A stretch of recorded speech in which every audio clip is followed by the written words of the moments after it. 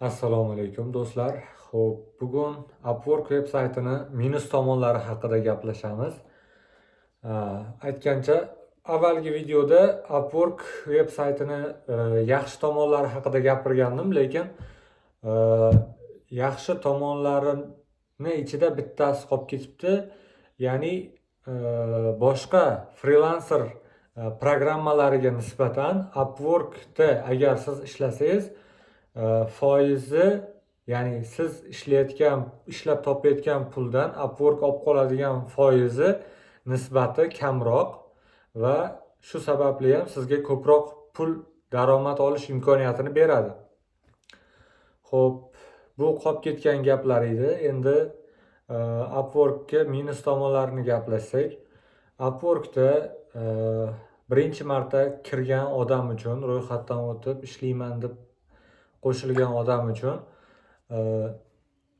boshlab ketish bu juda ham mushkul. Birinchi mijozni topish uchun u bilan muvaffaqiyatli shartnoma tuzib, hech bo'lmasa $5 yoki $10 bo'lsa ham ishni boshlab olish uchun sizdan juda katta sabr va matonat talab qiladigan joy.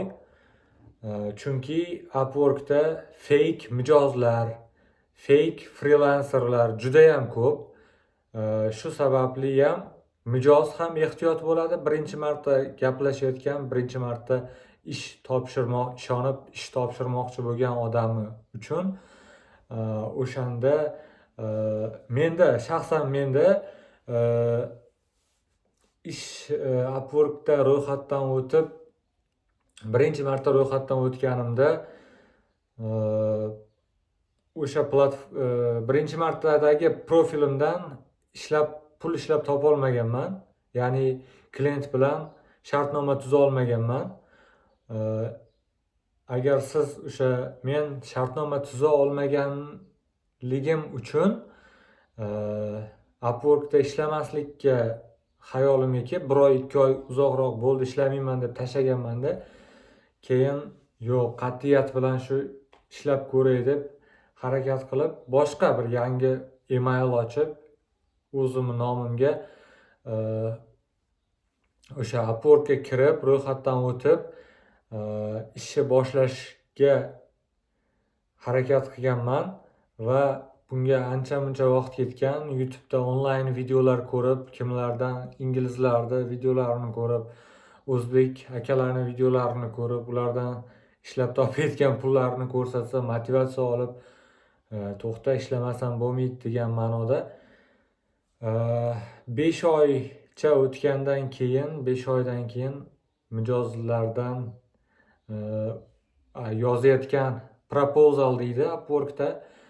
Siz jo'natayotgan proposal, ya'ni arizalarda mendagi xatolar, profilimdagi kamchiliklar hammasini to'g'irlab chiqqanimdan keyin mijozdan javob xatlari kelishni boshlagan.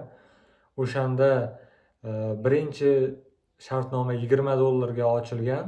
$20 shartnoma bilan keyin video quiz testlar bor-ku, quiz testlar. Xuddi shunga o'xshagan quiz video bo'lgan. Mijoz bilan kelishib, o'shanda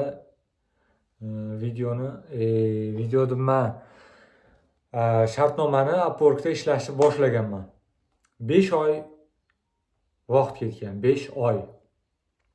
Va sizda bu muddat tezroq bo'lishi ham mumkin. Hozirgi AI zamonida, AI rivojlanib kirib kelayotgan zamonda, o'sha paytda men ChatGPTdan foydalanmaganman.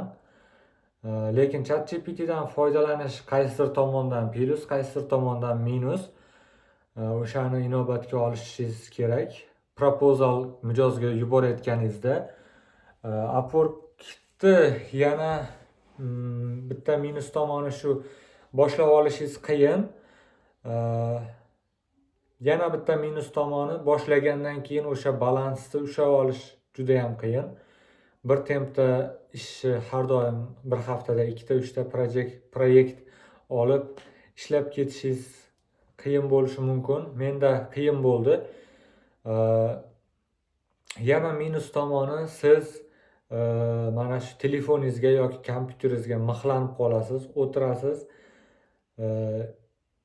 Dardingiz mana shu onlayndan ish topish, klientni bir jozibadorlik bilan uni o'zingizga qaratish. Chunki Upworkda nima deydi, konkurensiya juda ham kuchli.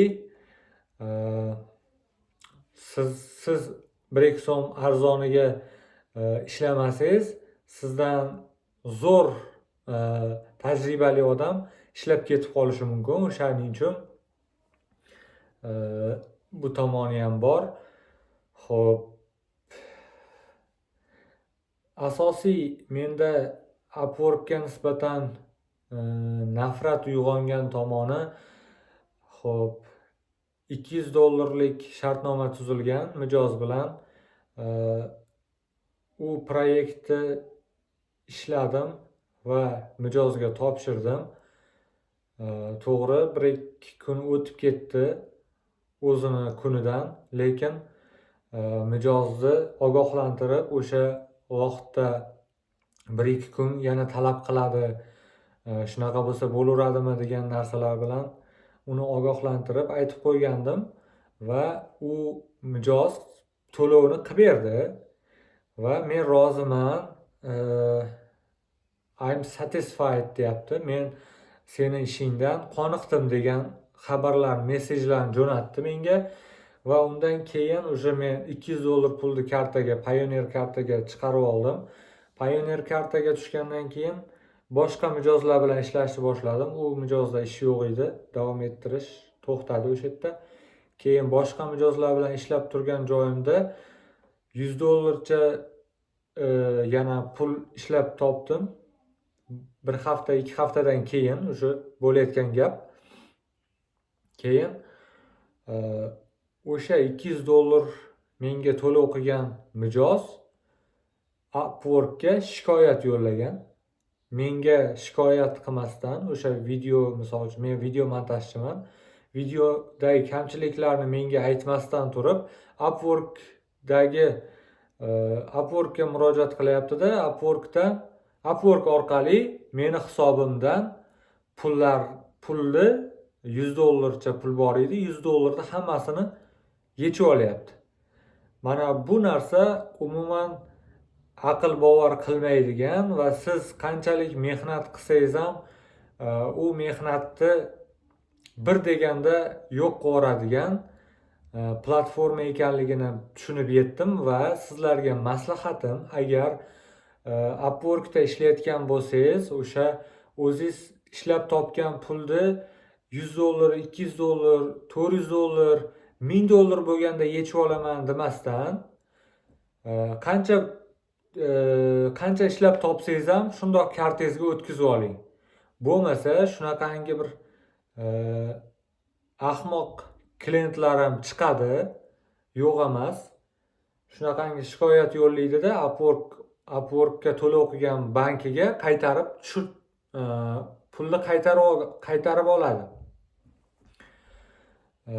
Misol uchun menga o'sha mijoz aytmadi, mana shu videoni mana bunaqa kamchiliklari bor. Agar kamchiliklarini aytganida men videoni qaytadan montaj qilib, videoni kompyuterdan, telefondan o'chirib yubormagandim va iloji boricha agar video montajchi bo'lsangiz, proyektlaringizni o'chirib yubormang. Mijozlar 1 hafta yoki 2 haftada ham aloqaga chiqib, mana bu joyini o'zgartirib ber desa, qiynalib qolmaysiz. Agar o'chirib yuborsangiz ham o'zingiz ishingiz ustasi bo'lsangiz, bemalol o'zgartirib beraverasiz degan umiddaman. Xo'p, yana Upworkning minus tomonlari shu sog'lig'ingizga, full time jobda umuman ishlab bo'lmaydi. Meni fikrim, chunki full time'da o'tiradigan bo'lsangiz, kuni bo'yi telefonda, kompyuterda o'tirishingiz kerak va bu tomondan siz charchab qolasiz. Ya'ni qanaqa tarzda sog'lig'ingizga e'tibor bermaysiz. Yana bitta narsa bor. Uydan chiqmay o'tiraverganingizdan keyin boshqa odamlar bilan, o'zingizni hamkasblaringiz bilan yuzma-yuz yoki bo'lmasam fikr almashinish degan narsalar bo'lmaydi. Bu tomoni ham minus deb hisoblayman. Va uyda o'tiraversangiz, uydagilaringizga ham yomon ko'rinasiz. To'g'ri, pul topayotgan bo'lishingiz mumkin. Quruq o'tiribdi degan gap ham yaxshi ta'sir qilmaydi odamga. Shu sababli ham bironta bir joyda ishlab, Upwork'ga ikkinchi bosqichli yarim stavka qilib qo'yish kerak deb o'ylayman. Misol uchun kechki tomon ishdan kelib turib, bo'shaganda bir qarab, mijozlarga yozib qo'yib, ertasi kuni tekshirib, misol uchun Upwork shunaqa platformaki, siz hozir bugun mijozga proposal jo'natsangiz, u bir haftadan keyin ham rozilik xatini qaytarishi mumkin. O'shaning uchun ham siz yarim stavkada bemalol ishlay olasiz degan fikrdaman. To'liq ishlash bu odamga juda ham minus. Charchab qolasiz, o'tiraverasiz stolda, orqalaringiz og'rib ketadi. O'shaning uchun tavsiya qilmayman. Sog'lom bo'lib, bu yoqda ishlab, keyin ora-surada o'sha kompyuteringizni, emallaringizni tekshirib tursangiz, o'shanisi ma'qul deb hisoblayman. Yana minus tomonlari, O'zbekistonda proyektlar agar katta gigabaytda siz videolar misol uchun jo'natadigan bo'lsangiz, internet tezligi juda ham pastligi sababli Wi-Fi qilib olishingiz kerak bo'ladi. Agar ishlasangiz, Wi-Fi'da tezroq, iloji boricha tezroq yuklanadi fayllar. Xo'sh, yana minus tomonlari, agar keyinchalik esimga tushib qoladigan bo'lsa, yana videolar qo'yib sizlar bilan ulashishga harakat qilaman. Hammaga rahmat, sog' bo'linglar. Keyingi videolarda ko'rishguncha, birinchi klientni eson-omon olib olinglar. Birinchi klient olish haqida ham video qilsammikan, qilmasammikan, keyinroq o'ylab ko'ramiz. Agar bu videolarimiz ko'proq odamga ko'rib qiziqish uyg'otsa, davom ettiramiz. Sog' bo'linglar.